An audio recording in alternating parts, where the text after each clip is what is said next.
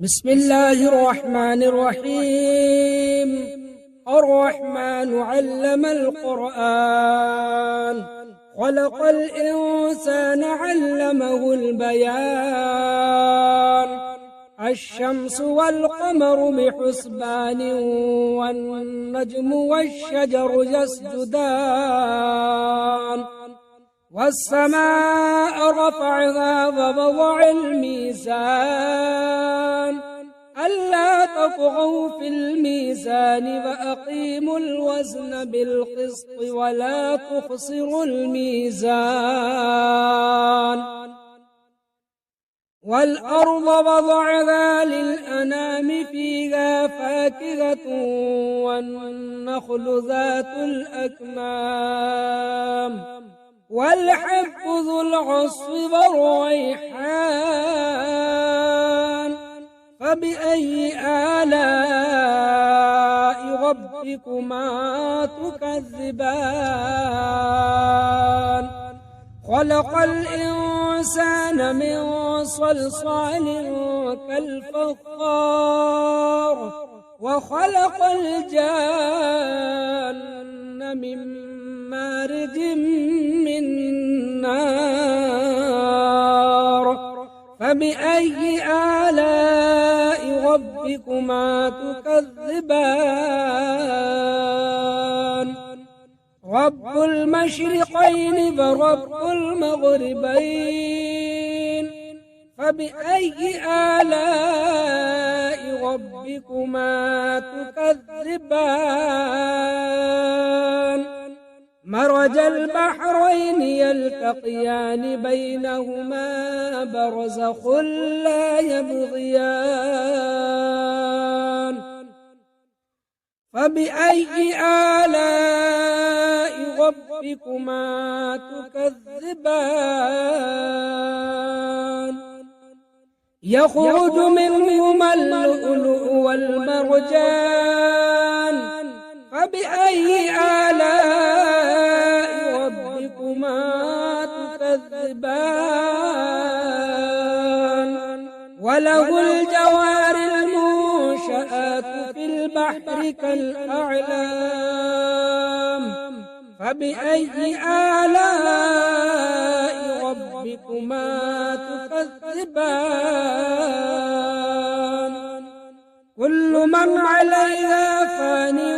ويبقى وجه ربك ذو الجلال والإكرام.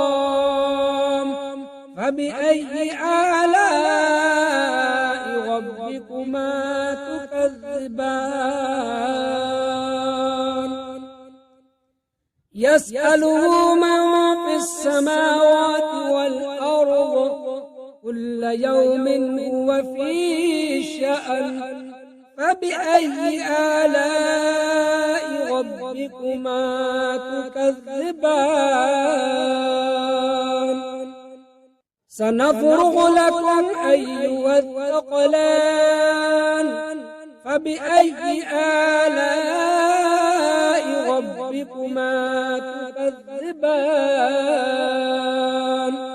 يا معشر الجن والإنس إن استطعتم أن تنفذوا من أقطار السماوات والأرض، فانفذوا لا تنفذون إلا بسلطان. فبأي آلاء ربكما تكذبان؟ يرسل عليكما شواظ من نار ونحاس فلا تنتصران. فبأي آلاء ربكما تكذبان؟ فإذا انشقت السماء فكانت وردة كالدهان. فبأي آلاء ربكما تكذبان؟ فيومئذ لا يسأل عن ذنبه إنس ولا جان فبأي آلاء ربكما تكذبان يعرف المجرمون بسيماهم فيؤخذ بالنواصي والأقدام فبأي آلاء ربكما تكذبان هذه جهنم التي يكذب بها المجرمون يطوفون بينها وبين حميم آن فبأي آلاء ربكما تكذبان ولمن خاف مقام ربه جنتان فبأي آلاء ربكما تكذبان ذواتا أفنان فبأي آلاء ربكما تكذبان فيهما عينان تجريان فبأي آلاء ربكما تكذبان فيهما من كل فاكهة زوجان فبأي آلاء ربكما تكذبان متكئين على فرش بطائنها من استبرق وجنى الجنتين دان فبأي آلاء ربكما تكذبان فيهن قاصرات الطرف لم يطمثهن إنس قبلهم ولا جان فبأي آلاء ربكما تكذبان كأنهن الياقوت والمرجان فبأي آلاء ربكما تكذبان هل جزاء الإحسان إلا الإحسان فبأي آلاء ربكما تكذبان ومن دونهما جنتان فبأي آلاء ربكما تكذبان مدغامتان فبأي آلاء ربكما تكذبان فيهما عينان ضاختان فبأي آلاء ربكما تكذبان فيهما فاكهة ونخل ورمان فبأي آلاء ربكما تكذبان فيهن خيرات حسان فبأي آلاء ربكما تكذبان حور مقصورات في الخيام فبأي آلاء ربكما تكذبان لم يطمثهن إنس قبلهم ولا جان فبأي آلاء ربكما تكذبان متكئين على رفرف خضر وعبقري حسان فبأي آلاء ربكما تكذبان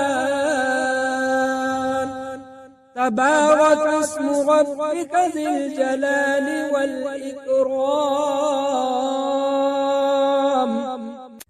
أعوذ بالله من الشيطان الرجيم بسم الله الرحمن الرحيم ياسين والقرآن الحكيم إنك لمن المرسلين على صراط مستقيم تنزيل العزيز الرحيم لتنذر قوما ما أنذر آباؤهم فهم غافلون لقد حق القول على أكثرهم فهم لا يؤمنون إنا جعلنا في أعناقهم أغلالا فهي إلى الأذقان فهم مقمحون وجعلنا من بين أيديهم سدا ومن خلفهم سدا فأغشيناهم فهم لا يبصرون وسواء عليهم أأنذرتهم أم لم تنذرهم لا يؤمنون إنما تنذر من اتبع الذكر فخشي الرحمن بالغيب فبشره بمغفرة وأجر كريم إنا نحن نحيي الموتى ونكتب ما قدموا وآثارهم وكل شيء أحصيناه في إمام مبين واضرب لهم مثلا أصحاب القرية إذ جاءها المرسلون إذ أرسلنا إليهم اثنين فكذبوهما فعززنا بثالث فقالوا إنا إليكم مرسلون قالوا ما أنتم إلا بشر مثلنا وما أنزل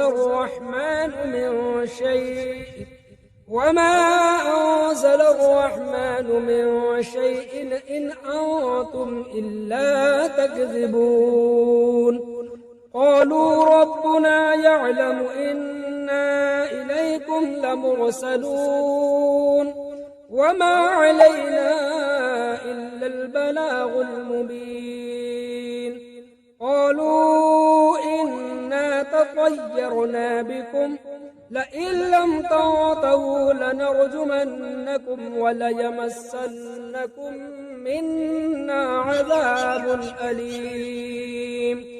قالوا طائركم معكم أئن ذكرتم بل أنتم قوم مسرفون وجاء من أقصى المدينة رجل يسعى قال يا قوم اتبعوا المرسلين اتبعوا من لا يسألكم أجرا وهم مهتدون وما لي لا أعبد الذي فطرني وإليه ترجعون أأتخذ من دونه آلهة إن يردني الرحمن بضر لا تغن عني شفاعتهم شيئا ولا ينقذون إني إذا لفي ضلال مبين إني آمنت بربكم فاسمعون قيل ادخل الجنة قال يا ليت قومي يعلمون بما غفر لي ربي وجعلني من المكرمين وما أنزلنا على قومه من بعده من جند من السماء وما كنا منزلين إن كانت إلا صيحة واحدة فإذا هم خامدون يا حسرة على العباد ما يأتيهم من رسول إلا كانوا به يستهزئون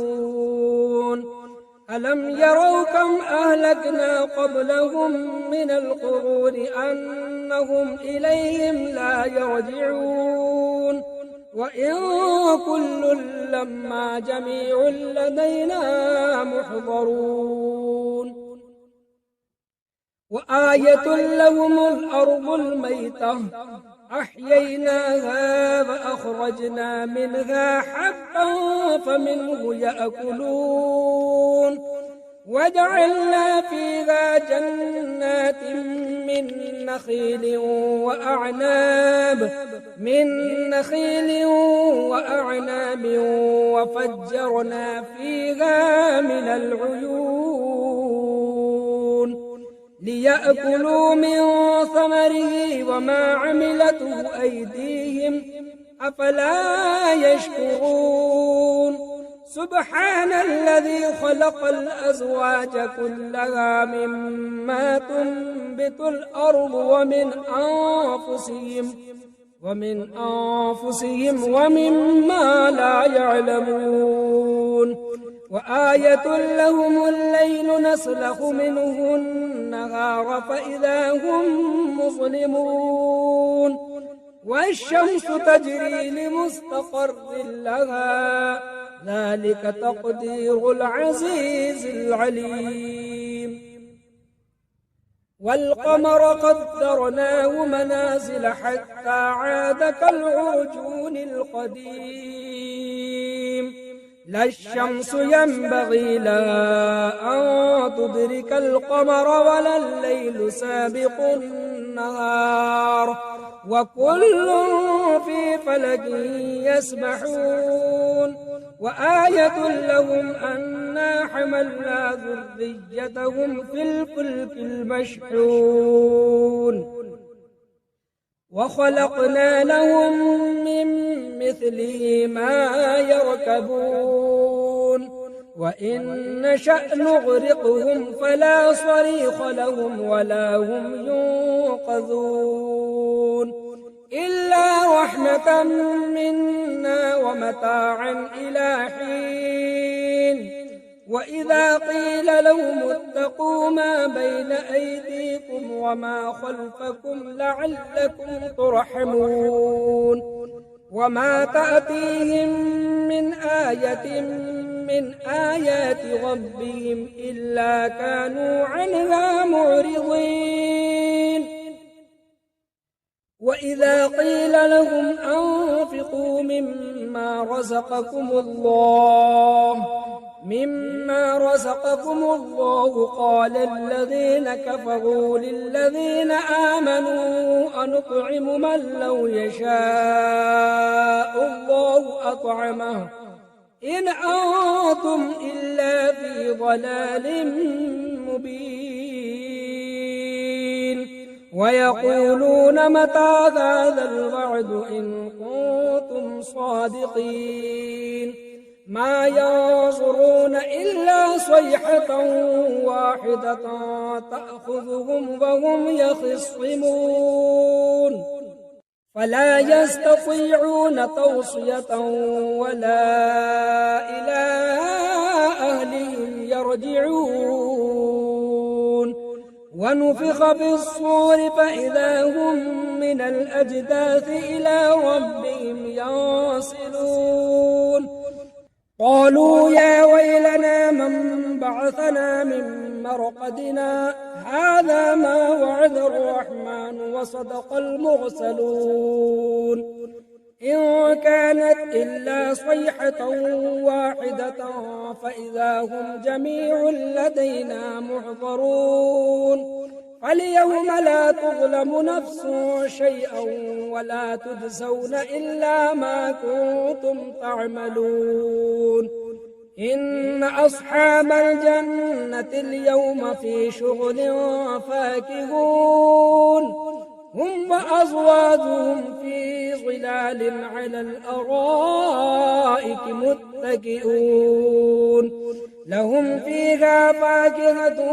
ولهم ما يدعون سلام قولا من رب رحيم وامتازوا اليوم أيها المجرمون ألم أعهد إليكم يا بني آدم ألا تعبدوا الشيطان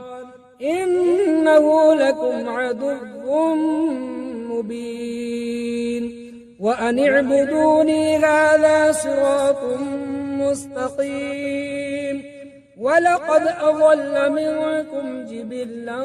كثيرا أفلم تكونوا تعقلون هذه جهنم التي كنتم توعدون اصلوها اليوم بما كنتم تكفرون اليوم نختم على أفواههم وتكلمنا أيديهم وتشهد أرجلهم بما كانوا يكسبون ولو نشاء لطمسنا على أعينهم فاستبقوا الصراط فأنى يبصرون ولو نشاء لمسخناهم على مكانتهم فما استطاعوا مضيا ولا يرجعون ومن نعمره ننكس في الخلق أفلا يعقلون وما علمناه الشعر وما ينبغي له إن هو إلا ذكر وقرآن مبين لينذر من كان حيا ويحق القول على الكافرين أولم يروا أنا خلقنا لهم مما عملت أيدينا أنعاما فهم لها مالكون وذللناها لهم فمنها ركوبهم ومنها يأكلون ولهم فيها منافع ومشارب أفلا يشكرون واتخذوا من دون الله آلهة لعلهم ينصرون لا يستطيعون نصرهم وهم لهم جند محضرون فلا يحزنك قولهم إنا نعلم ما يسرون وما يعلنون أولم ير الإنسان أنا خلقناه من نطفة فإذا هو خصيم مبين وضرب لنا مثلا ونسي خلقه قال من يحيي العظام وهي رميم قل يحييها الذي أنشأها أول مرة وهو بكل خلق عليم الذي جعل لكم من الشجر الأخضر نارا فإذا أنتم منه توقدون أوليس الذي خلق السماوات والأرض بقادر على أن يخلق مثلهم بلى وهو الخلاق العليم إنما أمره إذا أراد شيئا إذا أراد شيئا أن يقول له كن فيكون فسبحان الذي بيده ملكوت كل شيء وإليه ترجعون